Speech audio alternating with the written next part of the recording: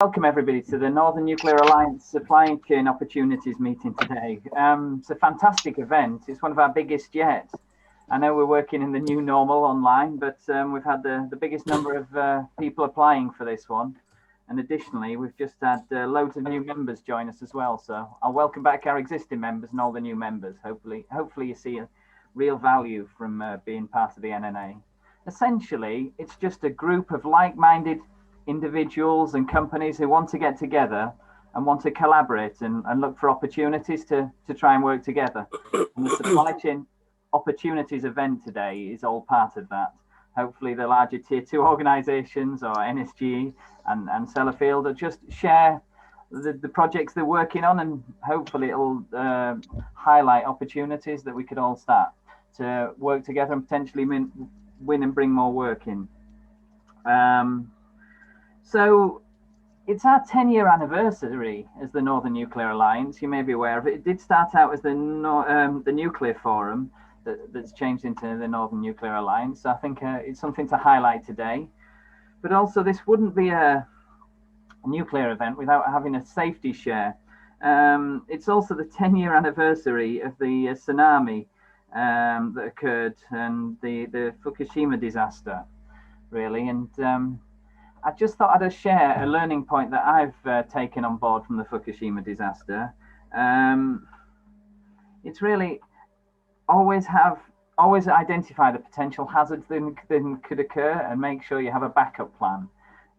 Potentially, if the site generators were located elsewhere, they could have maintained the power to the systems, and that could have had a different outcome for Fukushima. But hopefully we whenever we're thinking out our projects or in our daily lives, always think what happens, what could go wrong, and what could I do in case we have to put something else in place. But just something to consider. Also, this is our last event of this financial year. We've had a number of new people be interested in joining the Northern Nuclear Alliance. So if you are interested in joining for our new members, we're going to be shortly sending out forms to all those who've just joined and renewals to our members, because it will start on the 1st of April. So welcome everyone. But today, yeah, we've got a fantastic lineup of speakers. It's a really jam-packed event today. So we're squashing everybody into 10 minutes. So it's a bit of a polite request to all speakers. Can we just try and keep on time? Because if one person is a little late, it pushes it back. We're not having questions today. It's not an interactive event. We just don't believe we have the time. However, I believe everybody's going to share their contact details. And if you do have any individual questions, please contact those individual speakers or the contacts they've been provided. If there's anything else that you'd like to explore out of this and it raises any other issues, or you'd like to see any sessions, for all our NNA members, this is your session, so let us know. Okay, so the speakers are from Atkins. We've got Dave Unsworth talking about, he's the market director. We've got Chris Unsworth from Assystem, the graduate engineer. We've got Balfour Beatty's Jim Brannan, head of procurement. Sara Freeman from Cavendish, the procurement and supply chain business partner. You'll be getting me back again to talk a little more about NSG, and we've got Andy Howarth from NNL, the Senior Insights Manager, and finishing off, we've got John Berry providing some updates for Sellafield. So without further ado, I'll hand over to Dave Wilson, and if you could transition across. Yeah, Dave, if you'd like to take centre stage. Okay, thanks. Assume everybody can see the slides coming up. I can see them on my screen.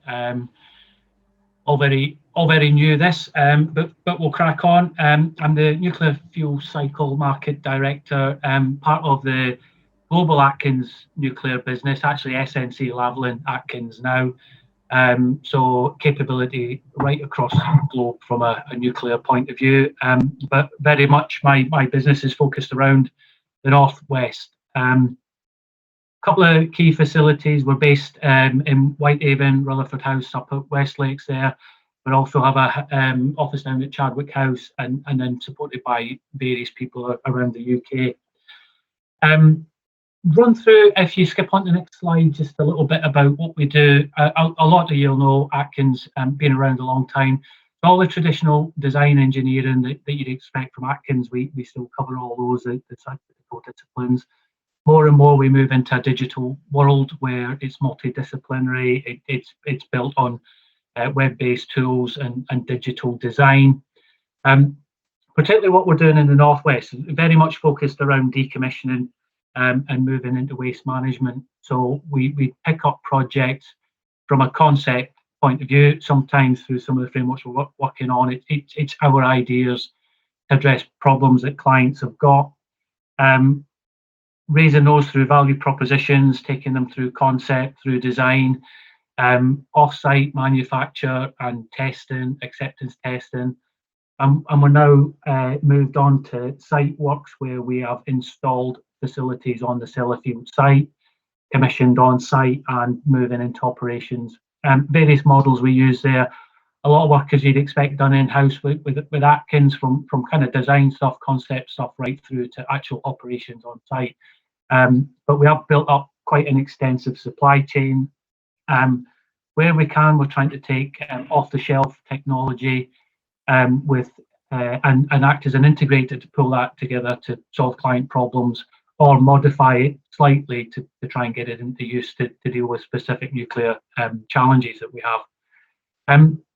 Core business very much around Sellafield. It's got the big budget at the moment, and from a decommissioning, it's got some major challenges. So really great to be involved in that through the decommissioning delivery partnership in particular.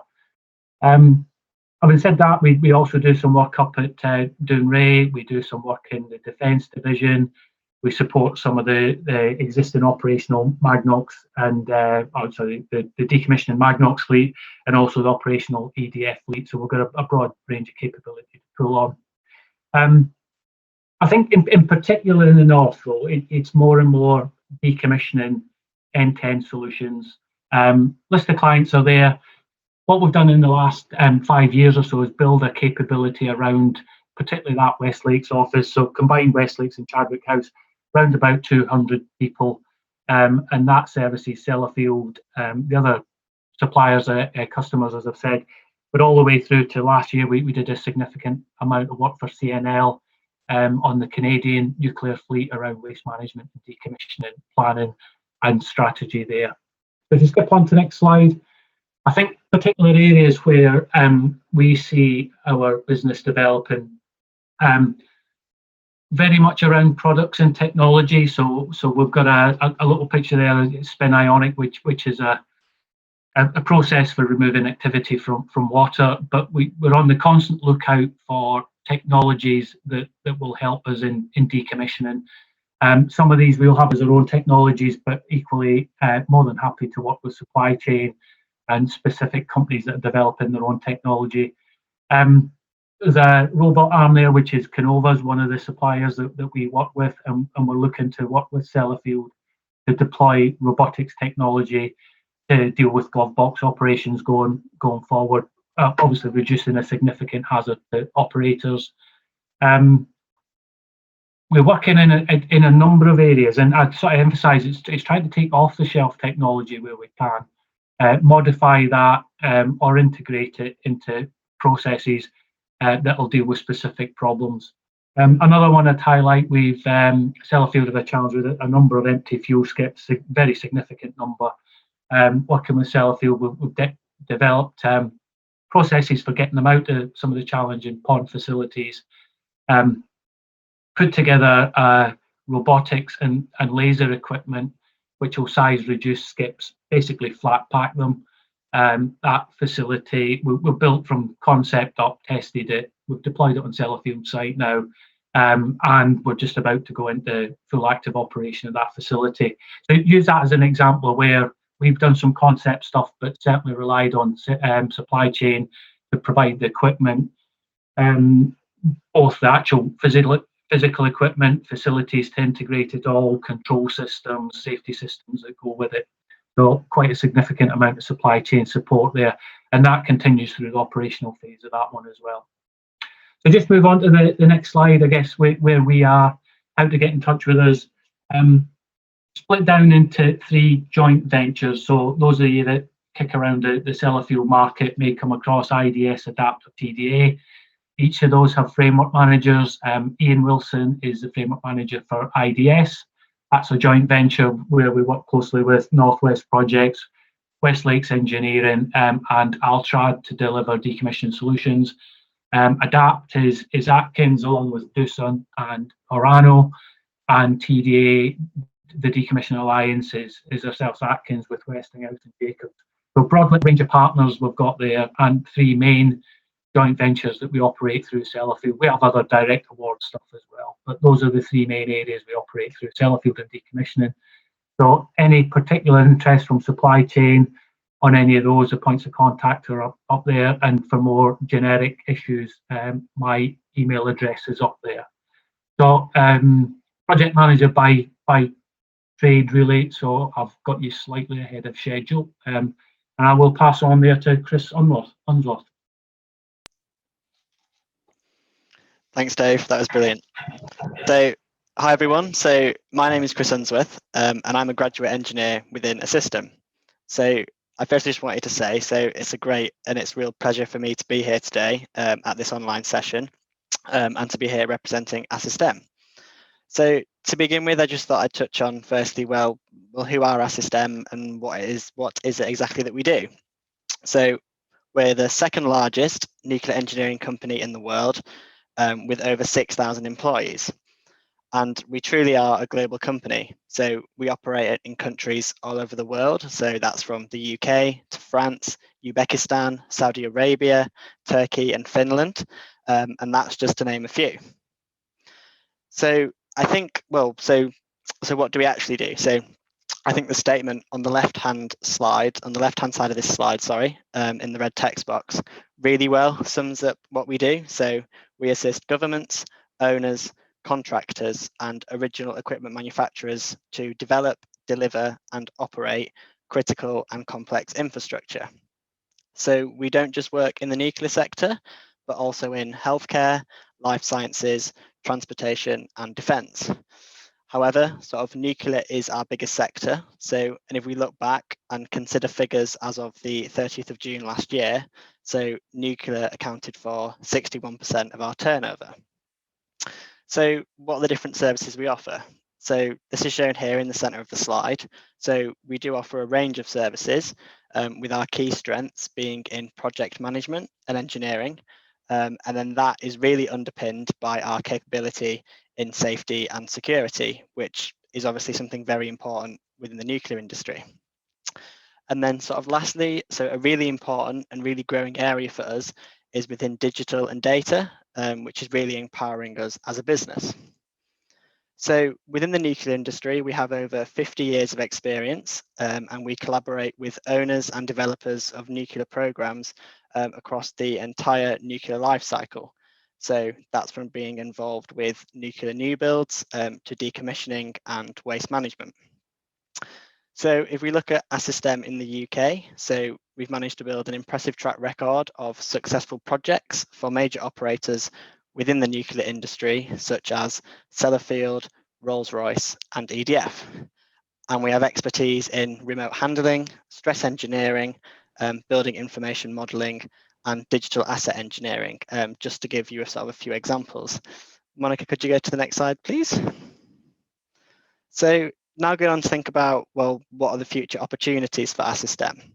So I just really wanted to touch on a few key points in this area, but I'll start by talking about the UK Small Modular Reactor, or SMR project, as this is the project I've been working on for the past 6 months. So it's something that I think is a really great project, really exciting. It's obviously the project I know the most about, and I see it as a really great opportunity going forward.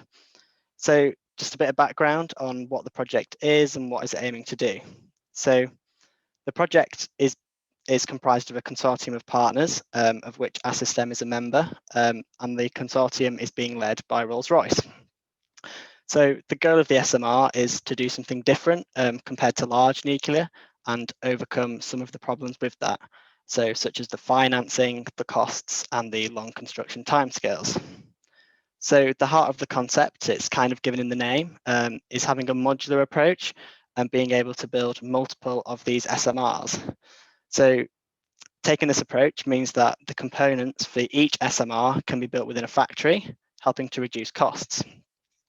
These parts can then be transported to the site, and because of their modular nature, this limits the amount of on-site construction, which reduces the time to build the power station. So that's what the project is. So what's been Assystem's involvement? So Assystem have been involved in phase 1 of the project as a tier 1 partner, and phase 1 will end very soon at the end of April, so not too long away. So in this phase, we've been responsible for developing and designing the turbine island, the cooling water island, and the balance of plant systems for the SMR. So then, well, where do we see this sort of going now? So what's the future for the SMR? So I think it was really great to see in the government's 10-point plan for a green industrial revolution that small modular reactors featured within that. And the government have committed to investing £250 million into the project for phase 2. So if we go and look at opportunities then for Assystem in this area, so phase 2 is going to be a great opportunity and will allow us to further develop our capability in a number of different areas across the project, especially towards the at the front end of design. So the overall aim of the SMR is to hopefully have the first SMR and the power on the grid by 2030. So one thing that I think is going to be really interesting is as we get closer to that date to see the supply chain opportunities that come out of that within the UK, which is going to be needed to deliver the entire SMR plant. So moving on from that now, so we also do work at Hinkley Point C or HPC. So the kind of work we do includes quality services, and we're also part of the Commissioning Alliance. So this is a great opportunity at HPC for our business to grow in this area over the next few years and to bring more people in to come and work on this project at HPC. So one real evidence of this, and something that I think is really great, and I hope everyone on the call will agree, is that at the beginning of February, Assystem launched a new graduate opportunity with a pledge to attract 100 women graduates into the nuclear industry over the next 5 years, with opportunities on the HPC project. So this will help to tackle the gender imbalance that we currently have within the nuclear industry, and it also builds on Assystem's Incredible Women campaign, which is all about recruiting, retaining, and ensuring the progression of women employees within our business. So, and I think these two initiatives are absolutely fantastic, and I hope everyone on the call can sort of see that and agrees with me on that point. So lastly, our work on HPC gives us great opportunities in the future for transfer of skills, hopefully across to Sizewell C, on which the government have confirmed that they are going to enter into negotiations with EDF about. So that was sort of the UK SMR and HPC. So just to finish off, just wanted to touch on a final few points. So we also see fusion as a really big future opportunity for us. Our ability to sort of grow our capability in fusion, building on our experience from the ITER project. So Assystem has been supporting the ITER project since 2006, and we currently have over 450 engineers working across the project. So lastly, I briefly mentioned it on my first slide, but growing within digital and pushing for digital technology and tools is a real focus for our business, especially in 2021. So particularly in the area of digital asset management, and sort of the whole area around digital is a great opportunity for Assystem going forward. Monica, could you go to the final slide, please? So that just concludes the short presentation. I just wanted to say sort of thank you very much for listening. I hope you enjoyed it and that you found it interesting. So, and then lastly, on the topic of how to engage us, please do get in contact with Matthew Gallimore, our Chief Sales Officer, whose sort of email address is shown here on this slide. So thank you again for listening, and I'll hand over to Jim Brannan.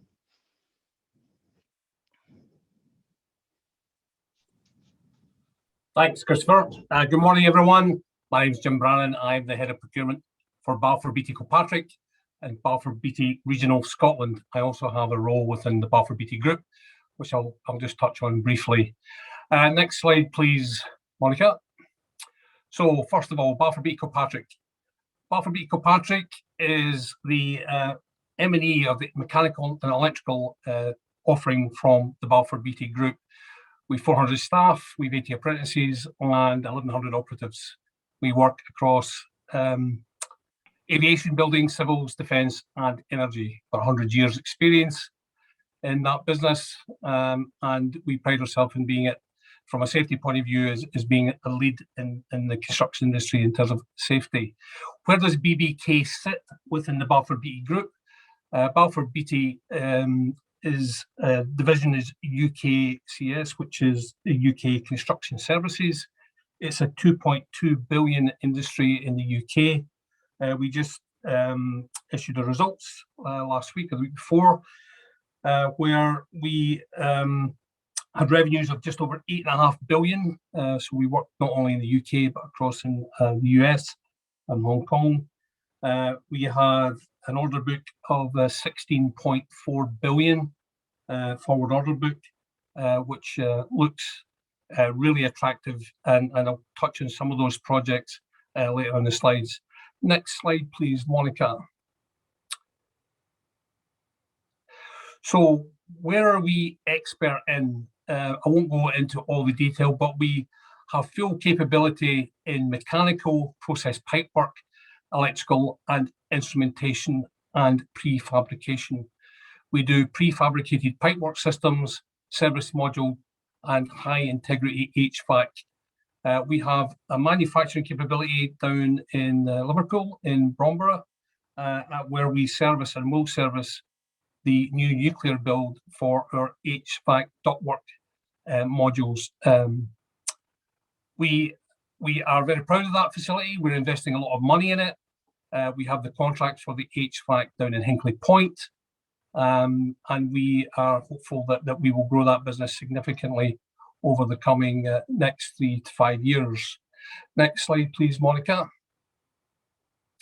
So I like this slide because this is my virtuous circle slide in terms of procurement. So how do you become a supplier or subcontractor to Balfour Beatty and Balfour Beatty Kilpatrick? If you start at the just hover over construction line, which is the kind of top right little slice of that pie, Monica, you see we use something called, or a portal called Construction Line, which is our platform that we use for our verification of our supply chain in terms of pre-qualification.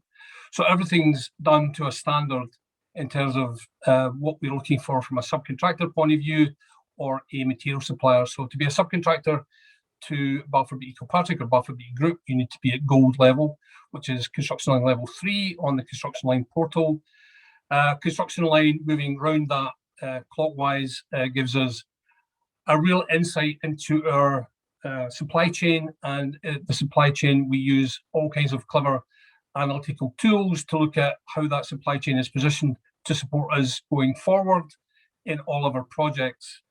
We have that platform that we use to engage with our supply chain, and the most important thing for me as head of procurement is to ensure the integrity of our tendering process when we go out to market, and making sure that all of our supply chain that we go to have the same opportunity to win work that we have. All the tenders go out the same way as they come back on that platform, the Jagger platform. All of our analysis and analytics is done within the platform itself to make sure that we are comparing like for like. And then when it comes to placing orders, all of our orders are placed through our Oracle platform, so that we have a complete closed loop between our supply chain that's verified and who we're placing purchase orders with. Again, everything is electronic and digital, and we use DocuSign for all contracts that we engage with our supply chain, so that everything's done electronically.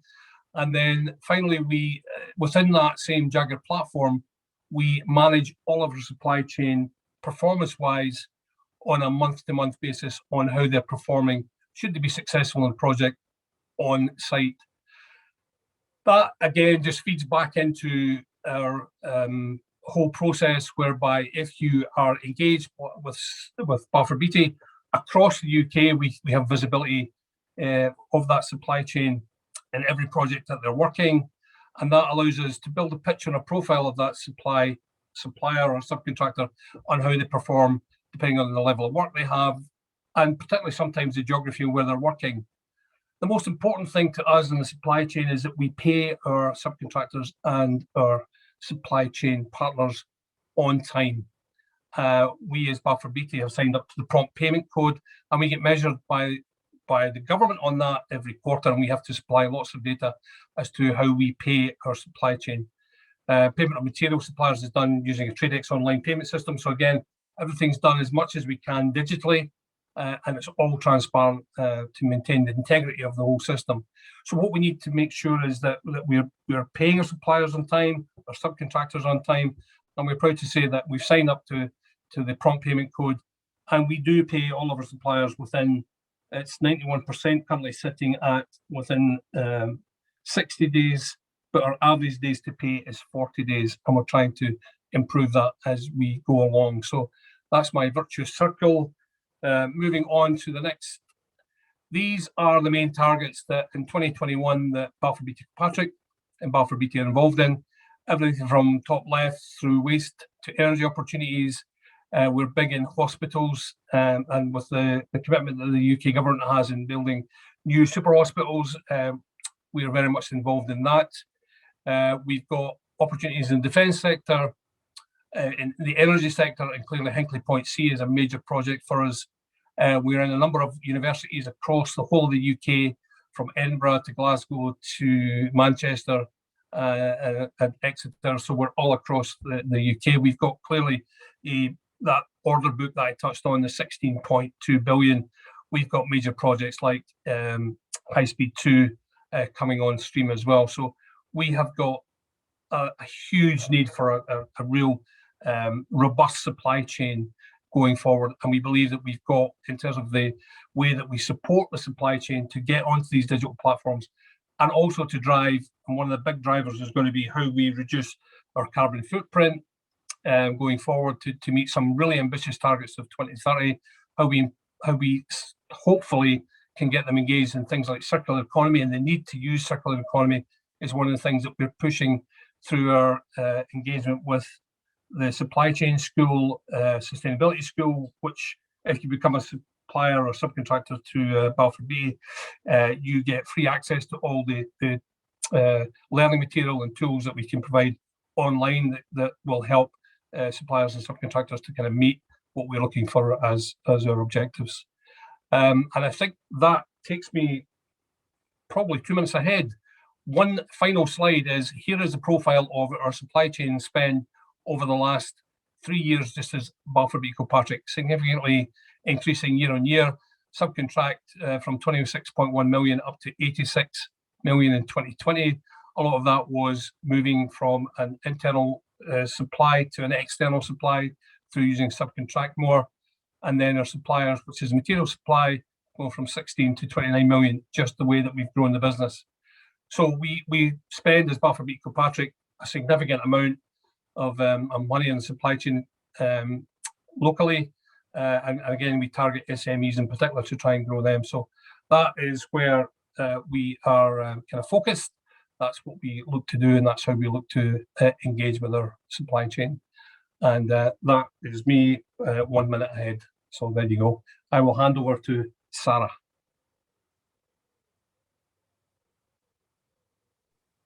Oh, thank you. So good morning, everybody. My name is Sara Freeman. I'm the Procurement and Supply Chain Business Partner for bids at Cavendish Nuclear. Some of you may already be familiar with Cavendish Nuclear. We're a wholly owned subsidiary of Babcock International Group.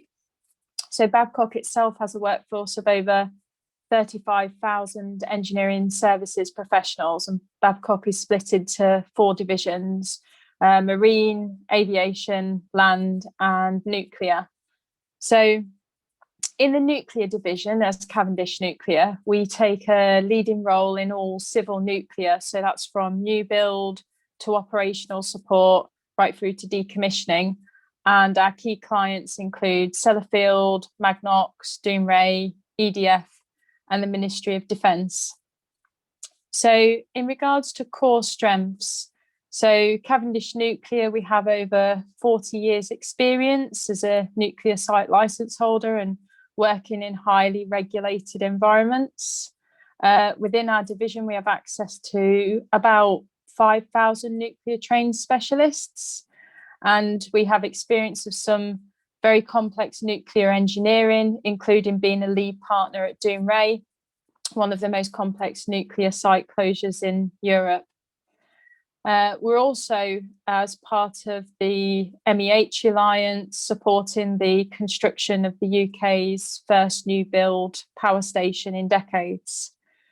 So a little more on our strengths. We have a highly skilled programme and project management capability that supports us in the design and delivery of critical projects on nuclear licence sites. And some of the projects you might be most familiar with us leading are the pipe fuel cladding silo at Sellafield, the Berkeley vaults for Magnox, the Dounreay parent body organisation, as already mentioned, the MEH Alliance at Hinkley Point C, and we're also a lifetime partner to EDF for fuel route, in-core inspection, outage support and reactor protection. Our main sites or the sort of key offices across the UK are based in Leicester, Manchester and Bristol, and we've also got some manufacturing capability at our Whetstone and Rosyth sites. So as we deliver across all aspects of the nuclear energy life cycle, we do have extensive experience of engaging and utilising suppliers, including a lot of small to medium-sized enterprises as part of our supply chain.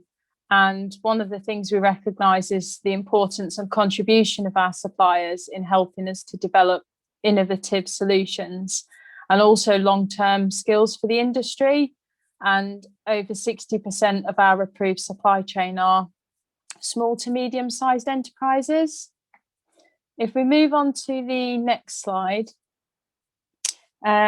what we've done is sort of have a look at our upcoming pipeline, and there's multiple opportunities and procurement categories for which we'll be reaching out to the supply market to supplement and enhance our capabilities.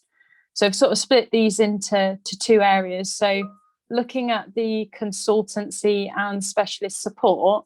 So the scopes here typically range from £5,000, possibly up to £100,000.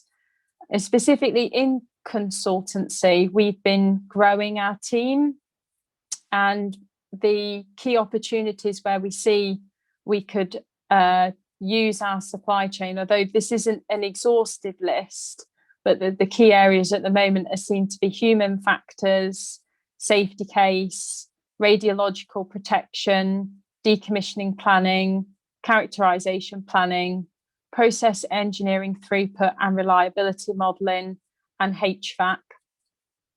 And then looking at our engineering side, some of our key projects. So the scopes here could typically range from £10,000 up to £1 million. And in this area, we sort of see some of the key opportunities, although again, not an exhaustive list, but some of the key opportunities we see as mechanical handling equipment. So that may include some detailed design, supply and test scopes, EC&I, also possibly some detailed design scope, supply and install, fabrication work, both major and minor, civil, structural and architectural, so design scopes, products, supply and construction, HVAC, possibly some detailed design, supply and install, and finally mechanical installation. So over the next quarter, our aim is to be submitting around 10 bids that we think there may be potential supply chain opportunities in, and the clients for those bids would be sort of across Sellafield, Magnox, Dounreay and AWE. Just looking in regard to other opportunities, possibly some across the longer term, there are some sizable opportunities opening up in the clean energy market. So our skills, experience and heritage in supporting the first 2 generators of reactors in the UK positions us very well to play a major role in this. So we're currently supporting the U battery, which is the design and construction of a full-size mock-up of the micro modular reactor at our Whetstone site. So therefore, we think there will be opportunities for supply chain engagement in the future, particularly in this area. So just to sort of talk around how we engage with our supply chain on some of these areas that I've listed here, and some of other areas which we'll be looking to engage on. And where possible, we try and make it as easy as we can for suppliers to engage with us. So some of the ways in which we're doing that are the development and use of our Babcock group-wide register of pre-qualified suppliers. So that's called JOSCAR, our Joint Supply Chain Accreditation Register. So that pre-qualification tool objectively assesses our suppliers' risks proportionally to the products and services being provided. And when that's completed, any area of our Babcock group can access the same supplier qualification details.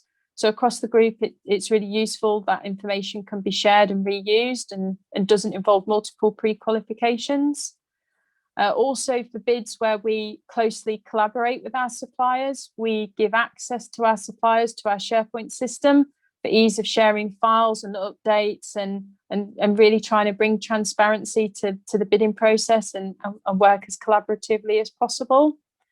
In our invitation to tenders, we try and make our deliverable list and scoring criteria clear and fit for purpose, so that it's tailored specifically to the package of scope that we're looking to procure.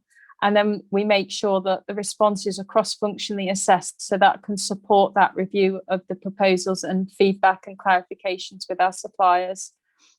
And then finally, where possible, when we produce T's and C's for our supply chain, we have a real emphasis on trying to be as pragmatic as possible with our flow downs, just so that, you know, we're recognizing that there needs to be a balance of risk and rewards that adequately reflects the complexity and value of our subcontracts. And we know that that's a key part of making sure it's easy for our supply chain to engage with us and work with us. So I hope that information on the upcoming opportunities we see in what areas and how we're working with the supply chain is helpful. And we're open, obviously, to understanding further how we can make it easy to work with us.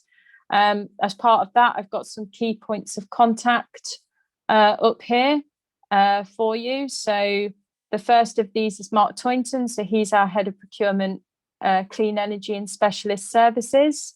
The second is Vicky Watt, who is our head of procurement for NDA and defence.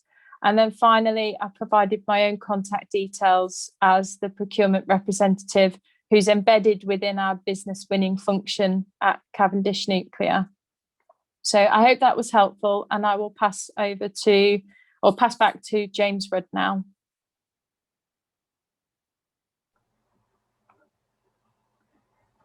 Thank you. That was an excellent presentation. So I'll talk a little about NSG. NSG is a values-driven business. We're really passionate about what we do. We work in the nuclear industry, but we've got strong integrity. We like to challenge ourselves to improve and our clients, and we like to collaborate. But we specialize in working and providing solutions in the nuclear industry. We do decommissioning, waste management, and working on nuclear licensed sites. So what you can see here is a bit of a project life cycle that we provide, providing upfront problem definition and strategy. We have the capability to do R&D and development in our laboratories and workshop facilities, designing equipment for cleaning up radioactive waste or retrieving radioactive waste, or providing equipment that facilitates decommissioning. We build, install and commission equipment on site, and the equipment can range from anything from tens of thousands of pounds to We've got a larger facility called Millwep, Modular ILW Waste Encapsulation Plant, and the 3 facilities are valued about £30 million and based on 3 nuclear licensed sites around the UK. So we've got some larger projects. We've got a really strong team at AWE that does a lot of rekit, refurb, asset support, supporting aging equipment on site. It's looking to upgrade existing equipment or look at existing assets, review them. How can we facilitate in enabling existing facilities to carry on manufacturing, hitting timescales, as well as providing on-site services to support clients in that area. We do characterization, looking at waste, how you can characterize it, understanding its properties, and then looking how to go about decommissioning or providing services to decommission and clean up the waste and remediate. So that can be on nuclear licensed sites such as Sellafield, Magnox, but it also could be on with regards to norm waste, naturally occurring radioactive materials. There may be industrial suppliers that may have inadvertently created some challenges that need cleaning up. So we also do a lot of land remediation and potentially some of the MOD sites as well. So we've got 3 main business areas. Our consultancy services looks at a lot of problem definition, strategy, a lot of waste management advice and support. The outcome, a lot of this consultancy support actually potentially involves developing new methods of working, new tools and new equipment, and we have the facility to design and test that in the workshop really. And so our engineering team have the capability to design, build, supply that equipment, and then we have a site operations team that obviously deliver on-site operations. And as well as having a life cycle solution, we have a lot of feedback from our site operations team that feeds back into our consultancy team. So the strategy support we're doing is based on real world operators. Just the range of the clients that we work with range from AWE. We've got a large project team down at AWE at the moment. I think it's about 150 people down there supporting a lot of asset support, refurbish, rekit, installation of new equipment. We're also supplying a number of engineering pieces of equipment for waste retrieval, waste processing at Magnox, encapsulation, waste retrieval. We're providing decommissioning services and equipment to Sellafield, but also providing consultancy services. We're supporting Dounreay with both decommissioning and design solutions for dealing with contaminated facilities up there. At LLWR, we had a large contract supporting the cleanup of the magazines there. That's coming to an end, but we're providing LLWR with a lot of consultancy services to support waste management, waste cleanup, and we provide a lot of strategic work to the NDA. And as mentioned before, private clients that may not have the infrastructure for cleaning up radioactive materials, we also provide those services. If we go on to the next slide. So essentially, as NSG is an SME, we're just about to grow out of our SME status. We work and collaborate with a lot of SMEs when bidding for some of the larger frameworks and larger programs that exist.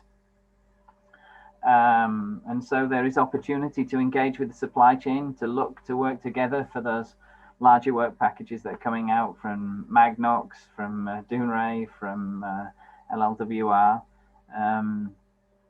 But I've tried to list here some of the work packages that our procurement team are looking for at the moment. So our engineering team are looking for M&E subcontractors for design, manufacturing, assembly and testing of on-site services. We're looking for manufacturers that can do mechanical handling and pipework fabrication, contract lifting potentially on site, and EC&I support. We're looking for small work packages, potentially it might be 5k, but it might range up to 100k as well, if that just gives you an idea of the type of suppliers we're looking for. AWE, I mentioned we have a large framework down there as well. We require some specific contractors that are capable of working on that nuclear license site. So DV CLE personnel, or capable of handling officially sensitive information, depending on what those requirements are. But if there's any contractors out there that have electrical construction and installation capability, both low voltage and high voltage, we're looking for mechanical installation work on site. Also, we're looking for tradespeople that are capable of working on those sites. So if there's any company that carries that, plastering, plumbing, just generic on-site work, really, not necessarily specialists, but if you're capable of working there. And we have a number of larger packages looking at lighting system design, or we're also doing a motor control center. So if any of that is of interest, feel free to engage our procurement team, and we're happy to talk about that further. Also, I'd just bring up, we've just been successful in a framework with LLWR for alternative treatment framework. That means if anyone out there has a technology that is appropriate for waste management and they want to take further forward, and there's a client who has money to do so, it's a mechanism that we can be contractually engaged with yourself to enable that technology to happen. We've got facilities to do that development, that trials work. We also can provide access to nuclear license sites we're working on to trial those different technologies, whatever they may be, for treating potentially orphan waste or waste that are not necessarily run-of-the-mill. So please get in touch. And as mentioned before, we're also bidding on a number of different contracts and frameworks coming up at the moment. And please get in touch with myself to talk about that more. So I'm just sharing some contact details on the last slide. So if some of those specific buying opportunities that we're looking for some suppliers, please get in touch with Nicola Whittle, our buyer. There's a telephone number and email there. Just drop her a line, and we're happy to engage with you, be that an SME. Maybe you've got that special skill set that we like to partner with, but it might be a larger supplier that carries that DV cleared personnel. And on the frameworks that I was talking about, future opportunities, if you drop myself a line, happy to have those discussions. It might not be myself that takes it further, but I'll be a point of contact. Just down there, you can see an example of some of the work that we're doing: installation work, maintaining existing asset supports, supplying new equipment, and working on nuclear license sites. So yeah, I'd just like to thank you for your time, and I'll pass you on again to Andy Howarth, who will happily talk about NNL. Andy? Thanks, James. Good morning. Yes, just about morning. Good morning, everyone. I'm Andrew Howarth, the head of Insight at NNL. I'm just going to give you an overview of who NNL are, what we do, and some of the upcoming opportunities that we have with the supply chain. Can you do next slide, please? Thank you very much. So who's NNL then? So National Nuclear Laboratory, as the name suggests, we are the UK's laboratory for nuclear fission. We're owned by the UK government and through the Department for Business, Energy and Industrial Strategy BEIS, but we're operated on a commercial basis. And what I mean by that is that we don't get any kind of regular direct funding from government. All our work is through our customers, essentially. So we are about 1,000 employees strong, possibly a bit more now, and almost half of which are classed as scientists. So we are a research organisation, and on that basis, we are custodian, and we operate around about £1.5 billion worth of the UK's critical nuclear R&D infrastructure. And that's spread across a number of sites in the northwest of England. And at Sellafield, we have our higher active facilities central lab, which is a state-of-the-art research facility, and our Windscale facility, which does a lot of the fuel handling to support current operations. At our Preston, the Springfield site at Preston is support the kind of fuel manufacture operations. We've got fuel research facilities there, as well as nuclear physics and modelling capabilities. And at Workington, we have a dedicated inactive rig facility that supports all the other work that we do. And elsewhere in the UK, we have our offices at Risley and Warrington and Stonehouse and Culham. Our capabilities span the whole fuel cycle. The chart on the right there indicates, I guess, where our main revenues come from for our main customer base. The size of our revenues are circa 100 million. I think it's slightly more this year. And yeah, like I said, we have capabilities. We work across the whole fuel cycle. So for BAYS, at the minute we're doing work mainly to do with clean energy, so advanced reactors. What does the next step look like for the UK? And it's already been mentioned on this call, the UK SMR, we're part of that consortium.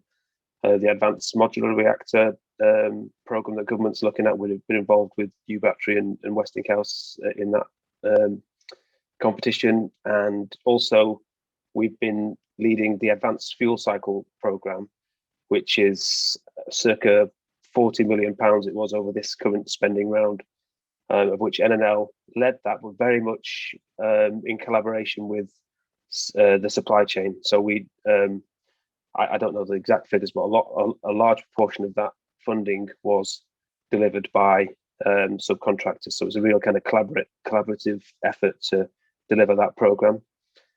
And so that's mainly focused, I guess, at the front end of the fuel cycle. Actually, no, it's front end and back end because it's the fuel and recycle aspects. But from an operational point of view, we support EDF Energy and the Ministry of Defence through the propulsion of submarine fleet, and that's really looking at the post-irradiation examination of fuel, of graphite, of reactor materials, and understanding how they operate. And then finally, towards the back end of the fuel cycle, the largest majority of our work is through the NDA estate. We're based at Sellafield. We've got a long history of the kind of Sellafield site, so the majority of that work is there, but we also work across the whole of the NDA estate.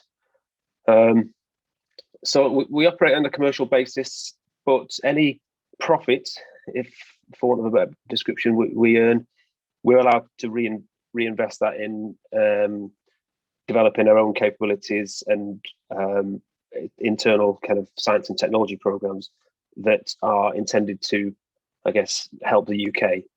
NNL, we see ourselves as an enabler to the sector. We want to work with the sector to support policy and make sure that the nuclear sector thrives and is able to add value to the UK going forward. Could I have the next slide, please? Okay, so I'm just going to go over a few of the current opportunities that we have and talk a little bit more about the longer term, where the lab is going longer term. Firstly, I'll just talk about what we spend our money on. So of that kind of £100 million annual revenue, we currently spend about half of that, £50 million, with the supply chain, and that includes our kind of capex expenditure as well.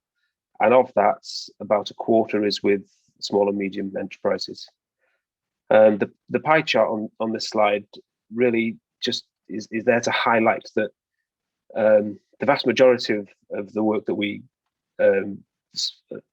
put out into the supply chain is not that kind of nuclear bit. It's not the specialist nuclear skills that's perhaps the misconception really among suppliers that that's the case. A lot of it's just to do with operations and generally how we work. So I think the point of me saying that is don't be discouraged by I guess who we are. It's more that the kind of work that we do is open to a much broader range of skills. How do we procure our services? Well, we do. We find that using frameworks rather than isolated approach gets better value and a better cross section of suppliers. So we use existing frameworks or we set up our own frameworks. There'll be a bit more about that on the next slide of how you can get on those frameworks or find out about upcoming announcements. And we are to have a supplier engagement date in April. I don't think the date's been set yet, but watch this space on that one. And at the bottom of that middle column there is, I'd just like to highlight that we're looking to adopt a new delivery partner approach for some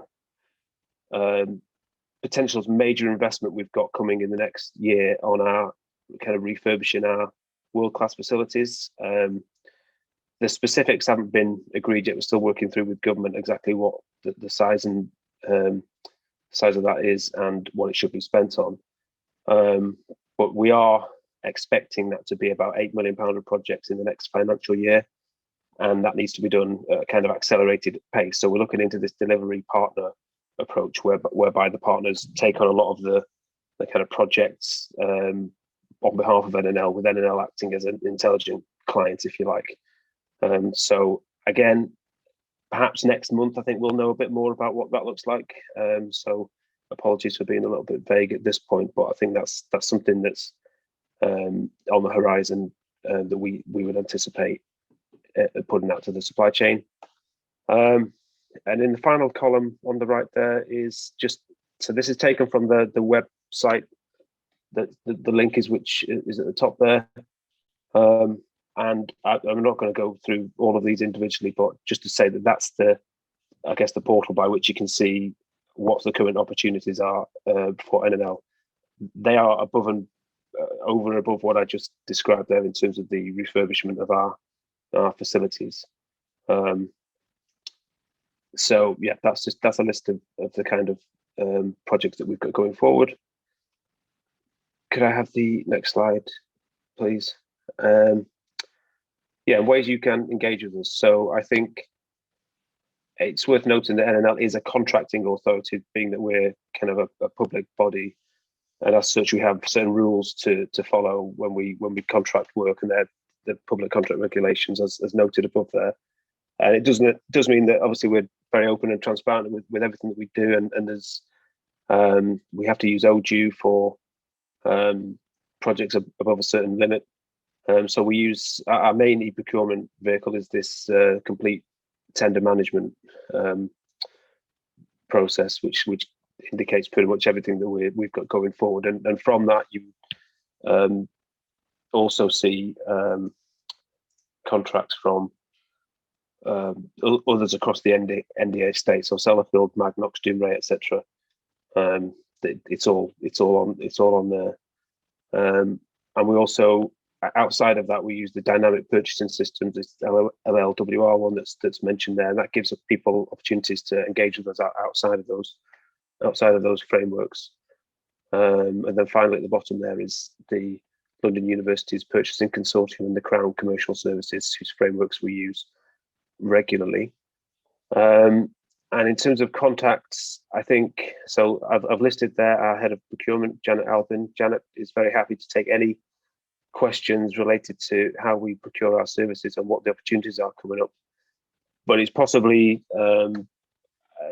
more effective to email a kind of central address there at procurement, because that's picked up by a wider range of people. But either way, please just get in touch if you've got any questions.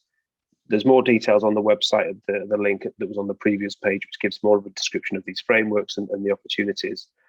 But I think the final point is to say that we are very much, looking to work with the supply chain in an increasing fashion over the next year and beyond. So thank you for that.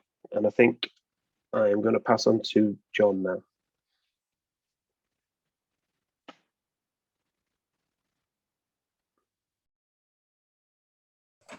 John, I'm just going to make sure the sound's on for this, and then could you confirm in the chat you can hear the video? Yeah, I will do.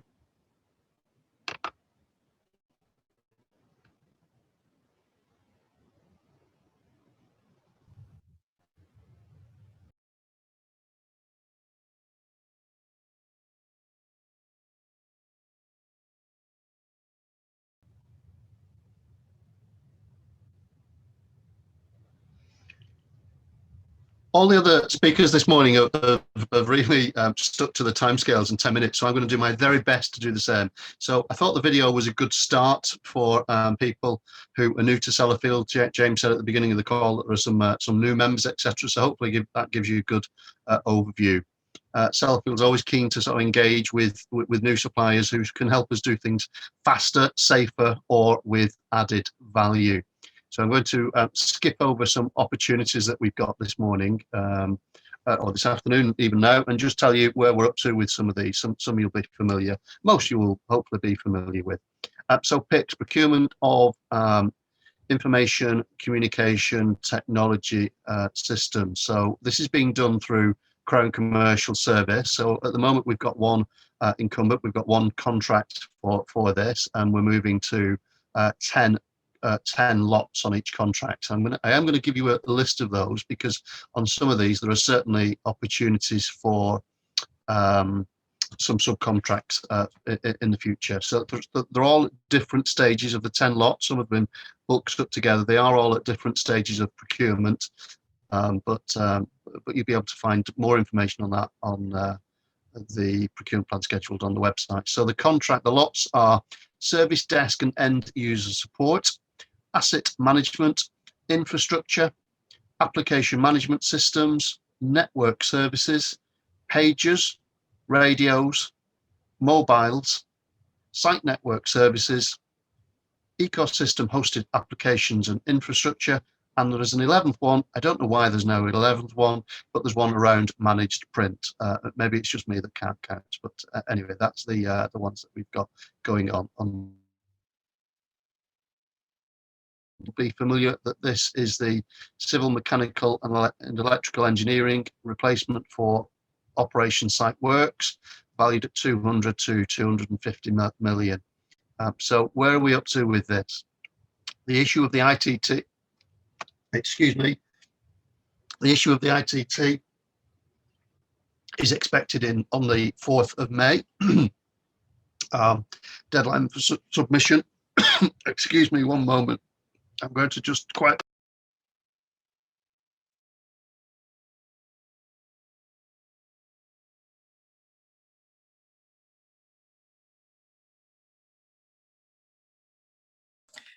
John, you're on mute. Could you just unmute, please?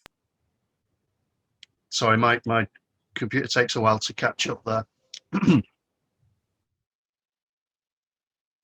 Unmuted now? Yes, all good, thanks. Okay. Yeah, sorry. So evaluated tenders and governance will take place from the 16th of June this year till the 17th of April next year. Preferred bidder notification is likely on the 18th of April 2022. Contract award on the 3rd of May 2022, and mobilisation taking place between the 4th of May and the 26th of July. PPP, so just a bit of an update on where we are with each of the key delivery partners and multi-procurement that we've got going on there. So HVAC, the KDP, key delivery partner, HVAC, the expression of interest and market engagement is now completed. PQQ is being issued to market, and the ITT is expected in April. For the fabrication one, the expression of interest and market engagement is also complete. PQQ expected by the end of March and ITT in June. The building fit out and finishing, expression of interest and market engagement is also complete. PQQ issued in March with an ITT in June. Electrical and instrumentation, KDP, key delivery partner, the PQQ is expected to be issued by May and an ITT in July. The pipework package that you've heard the PPP partners talk about in the past, the strategy is currently under development. Site accommodation, they have made a decision that this will be done through the existing accommodation desk arrangements run by Morgan Sindall. They're also working on the SME matchmaking service, hoping to roll that out shortly. More information to follow on that. And just to say on PPP, while they plan what they're doing with their own platform, then keep checking on CTM for opportunities. They're using CTM for opportunities in the meantime. Link, want to just touch on Link, and just to give you a headline that in this financial year, obviously it's been quite a challenging financial year. We've issued and awarded 24 Link challenges. That now takes us to a total of 64. I was hoping to hit 70 for the year in all reality, but they've just not come through in this last quarter as much as I expected. I want to talk about the manufactured products organisation fairly briefly. I am going to read some of this because I've got less familiarity with this, with the MPO than I perhaps could have. So newly formed MPO within Sellafield will provide a single point of oversight of high volume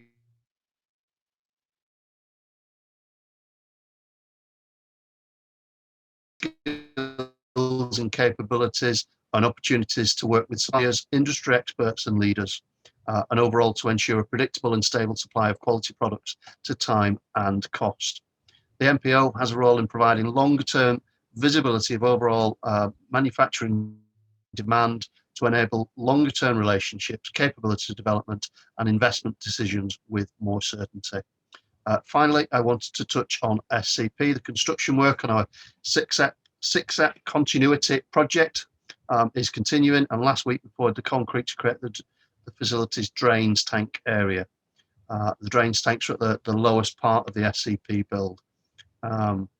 And when built, SCP will take on the work of the current site ion exchange effluent plant 6-step, which removes radioactivity from various site effluent streams across the site. Now, why am I telling you this? Well, one of the things that I think is worth mentioning is that the work's being performed by a contractor that's new to Sellafield, Careys, who I think are over in the northeast. Other news that we've got going on: we're working on the SME action plan. We're working on Swim with Big Fish, which is a supply chain-led initiative involving tier 1s, 2s, 3s, and SMEs.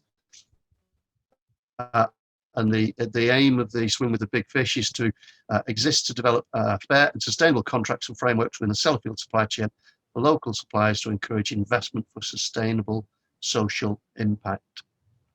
Go to the final slide, please, Monica. And this just covers how to get in touch with us. So you're all hopefully familiar with the supply chain inquiries email address. Please do use that. We respond to each and every email that comes into that box, and hopefully passes that into the right direction. If you don't get an answer from us directly, you can sign up to the bulletin. You'll be familiar that we produce a monthly bulletin. You can register for that. Just drop us a line and we'll make sure you're added to the list if you're not already on there. The other thing that we've done in the last couple of weeks since our last SME forum is that we are now, we've compiled a list of those people that want to receive the cross-sector opportunities that we publish weekly. Anybody that wants to receive that directly, drop us an email and we'll make sure that you're added to that list, and you'll just receive an email on a Friday morning usually with those opportunities. So those opportunities are not just Sellafield, not just nuclear. It's across opportunities right across the north of England and southern Scotland. And that is it from me. Hopefully I've managed to keep reasonably to time. I'll hand over to Lauren, I think. It's myself taking over. Lauren isn't here, but I'll bring it to a close. But thank you very much, John, and thanks to all the speakers. I think we all kept to time, keeping to the agenda, which is really great in the nuclear industry. To see, it was really interesting, some of those companies. I've been around for about 16 years now, and I learned a lot about some companies that I didn't know about. So hopefully all of you have logged in today have found value from signing up. We've got quite a plan for some future events, speaking events. We don't know if they're going to be in person, or we don't know if we're going to be in remote. We obviously have to take guidance from how we're working at the moment. But yeah, last year's been hard for us all, really, not meeting up. But if we can meet up and it's safe to do so, we'd like to take that opportunity. But at the moment, we're working to remote until we hear otherwise. But in the areas of SMR, AMR, we're going to look at something, potentially hydrogen cogeneration, which could be an opportunity of linking nuclear with the clean growth agenda. And we'd like to get some more speakers from some other SLCs as well. Nearer time, we're linking up with the Institute of Civil Engineers, and we're hoping to have another event. They're inviting their president to speak, and we're going to link up with them probably on the 22nd of April. But we'll share some information about that next event coming through. I've just got a bit of a plug, really. I was talking to a guy called Andrew Crabtree.